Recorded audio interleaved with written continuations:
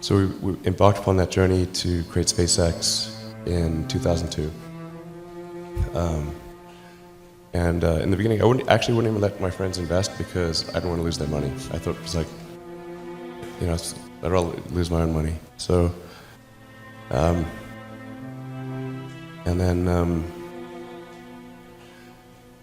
we almost did die at SpaceX actually. So I budgeted for 3 flights. Technically, I did have a plan where I had the money from PayPal. I had like about 180 million from PayPal.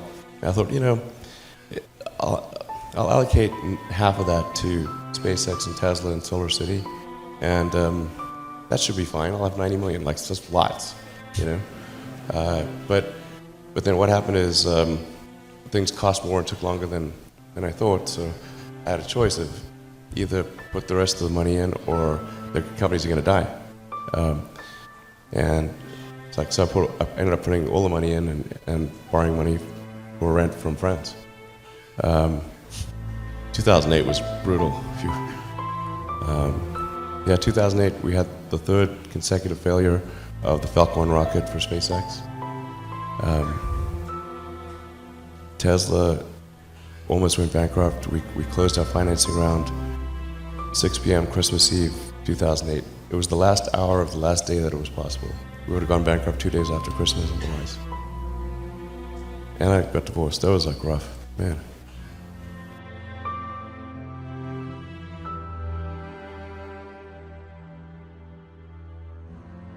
Or maybe you just answer the question of, why is no one else doing these things?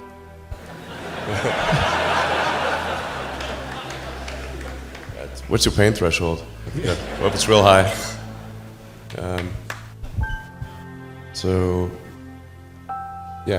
SpaceX is alive by the skin of its teeth, so is Tesla. If things had just gone a little bit the other way, both companies would be dead. And I like one of the most difficult choices I have ever faced in life was in 2008. I think I had maybe $30 million left, or $30 or $40 million left in 2008. And I had 2 choices. I could put it all into one company, and then the other company would definitely die, or split it between the 2 companies. But if I split it between the 2 companies, then both might die. When you put your blood, sweat, and tears into creating something, or building something, it's like a child. And so it's like, which one am I going to let one starve to death? I couldn't bring myself to do it, so I split the money between the 2.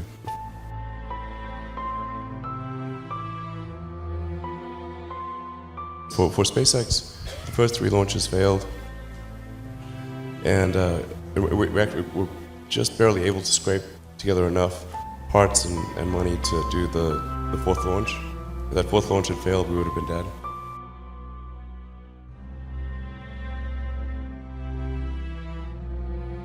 I tried very hard to get the right expertise in for SpaceX.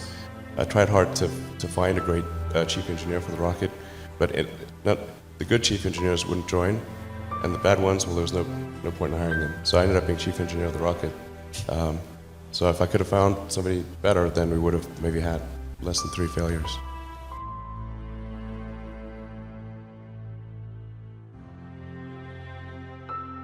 How do you plan a business where the rocket business, some of these things are going to blow up on the launch pad? How does the business plan work?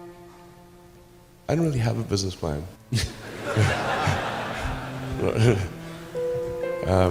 I haven't had a business. I had a business plan way back in the Zip2 days. But these things are just always wrong. So I just didn't bother with business plans after that.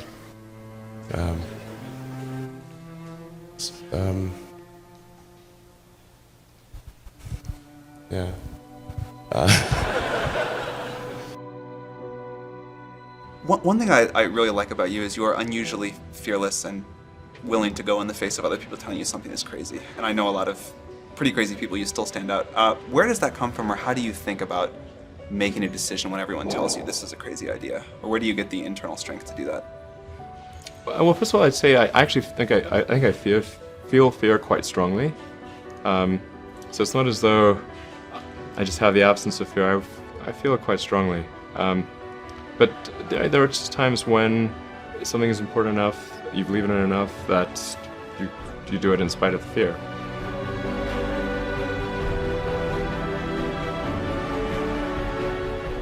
How did you get the expertise to be the chief technology officer of a rocket ship company? I do have a physics background. That's helpful as a foundation. And then I read a lot of books and talked to a lot of smart people. You're self-taught? Yeah. Well, self-taught, yes, meaning I don't have an aerospace degree. So how did you go about acquiring the knowledge? Well, like I said, I read a lot of books, talked to a lot of people, and have a great team. The odds of me coming into the rocket business, not knowing anything about rockets, not having ever built anything, I mean, I would have to be insane if I thought the odds were in my favor. Why even begin? When something is important enough, you do it even if the odds are not in your favor. You know, there are American heroes who don't like this idea. Neil Armstrong, Gene Cernan have both testified against commercial spaceflight in the way that you're developing it, and I wonder what you think of that. I was very sad to see that because those guys are, yeah. You know, those guys are heroes of mine, so it's really tough. You know, I wish they would come and visit and see the hardware that we're doing here.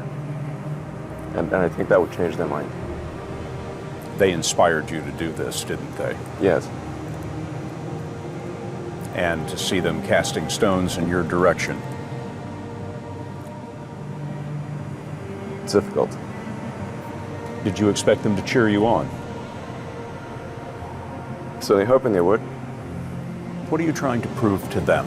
What I'm trying to do is to make a significant difference in spaceflight and help make spaceflight accessible to almost anyone. And I would hope for as much support in that direction as we can receive.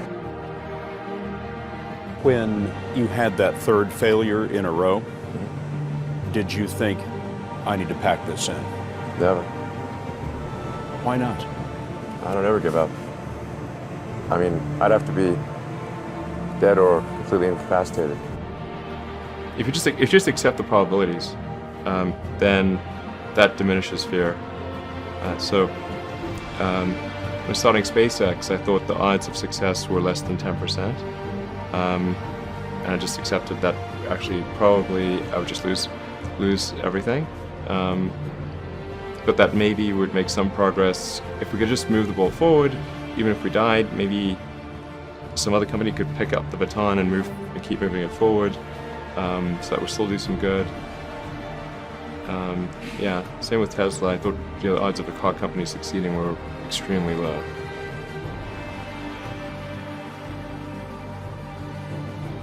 There are people who've been in the rocketry business for decades who say about you that you don't know what you don't know. Well, I suppose that's true of anyone. How can anyone know what they don't know?